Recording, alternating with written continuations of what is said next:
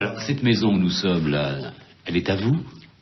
Ici, dans les Cévennes? À moi, c'est même pas. On est arrivé donc en 67 et ce hameau était vide. Abandonné. Abandonné, il n'y avait personne. Alors on s'est mis dans les maisons vides.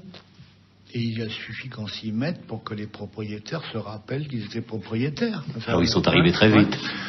Et alors ils sont venus, et alors comme on n'avait pas d'argent, il fallait qu'on change de maison. Alors là, on a fait tout le tour du hameau, comme ça.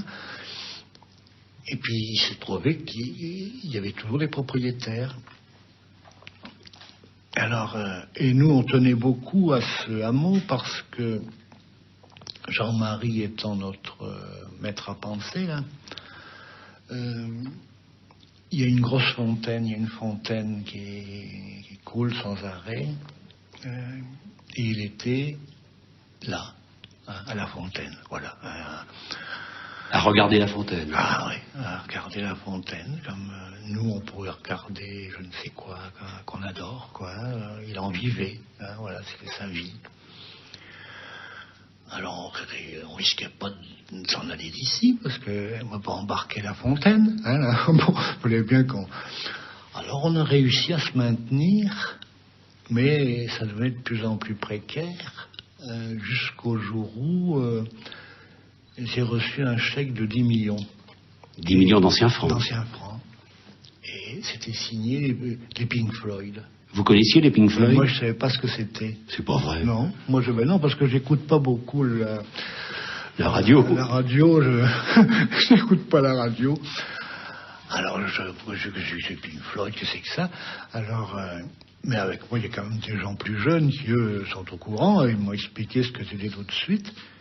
Et ça m'expliquait toujours pas pourquoi des gars qui jouaient de la guitare, etc., et électrique, il m'a envoyé 10 millions, c'est pas évident. Alors,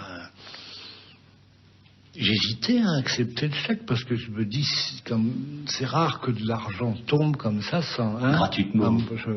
Oui. Sans qu'on me demande rien en échange. Alors qu'est-ce qu'on va me demander? Et puis non, c'était...